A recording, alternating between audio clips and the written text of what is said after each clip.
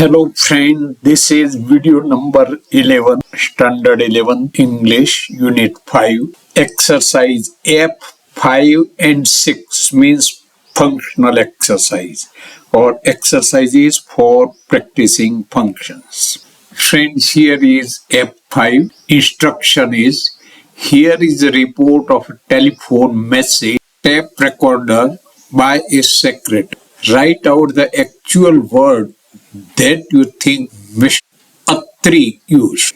He wondered if Mr. Shyam could. Now, this is just report. Mr. Attri said that he was very sorry that he could not attend the sales conference on Monday. He was leaving for Delhi that evening and would not be back till Wednesday. Mr. Shyam is going to the sales conference instead. He would appreciate it if he could know by that evening so that he could ask Mr. Shyam for his travel arrangement. He apologized for any inconvenience caused. મિત્રો, text છે, શબ્દો એ yellow કલરમાં. આ reported speech છે અને એટલે ના બોલેલા શબ્દો નથી પણ તેમના શબ્દોનું રિપોર્ટિંગ કરેલું છે અને એટલા માટે એમ લખ્યું છે કે mister Atri said that he was. અહીં અત્રીના માટે હી વાપર્યું. એ સૂચવે છે કે રિપોર્ટિંગ ભૂતકાળમાં ફેરવાઈ જાય છે અને એટલે વોઝ વાપર. તો આ રીતે તમે દરેક સમજી શકશો. તમે સમજી શકો એટલા માટે હાઈલાઇટ કે અત્રી માટે અને એના જે ક્રિયા કરે એના જે વર્બ છે એના પાસ્ટમાં. હવે તમારે અત્રેના પોતાના શબ્દોમાં આ લખ્યું હોય તો આ શબ્દોમાં ફેરફારો કરવા પડશે. એટલે કે યલો કરેલા શબ્દ એમ કહી શક મિસ્ટર યત્રી સિંહ. પછી ધેટ છે એ પછી જે શબ્દો છે હી વોઝ વેરી સોરી.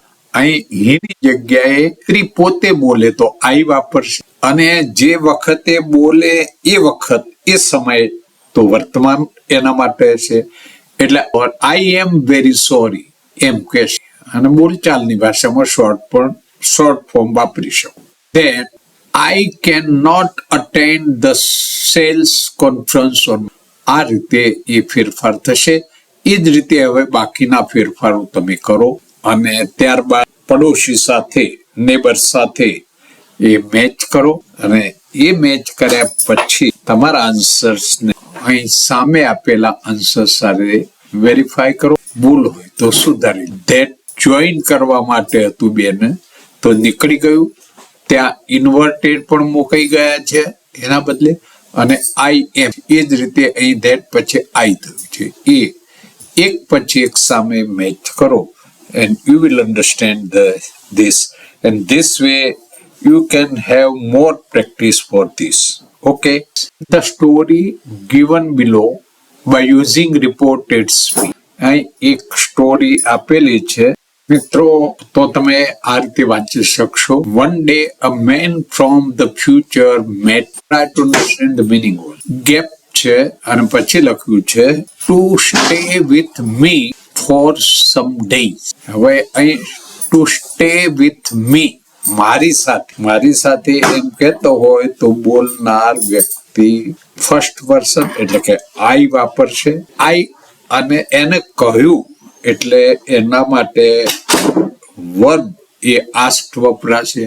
તો I asked him to stay with me for some days. આ રીતે આ ખાલી જગ્યામાં તમારે આના કોન્ટેક્સ્ટ ઉપરથી સમજી. He wanted to stay with me but was not able to do. હવે અહીં he wanted to stay with me એવો જવાબ એટલે એનો પેલો કહ્યો એના જવાબમાં એ કહ્યું છે તો અહીંયા હી થશે. He told me that he wanted to stay with me but was not able to do. પ્રયત્ન કરો, જાતે પ્રયત્ન કરવાના છે. બબ્બેના ગ્રુપમાં મળી આ એક્સરસાઇઝની ચર્ચા કરતા તમે લખી શકશો અને ત્યારબાદ you can check all the answer. તમારા એક નંબર સાથે એક નંબરના આન્સર્સને ચેક કરો, 2 નંબર સાથે 2 નંબરના આન્સર્સને ચેક કરો. એમ બધા જ આન્સર્સ ચેક કરી શકો, સારી રીતે સમજી શકો. તો મિત્રો, તમને જસ્ટ રિપોર્ટિંગ કઈ રીતે કરવું એનો સાચી પ્રેક્ટિસ થશે અને તમારામાં આવડત આવી જશે. Okay friends, thank you. Let's meet again later on.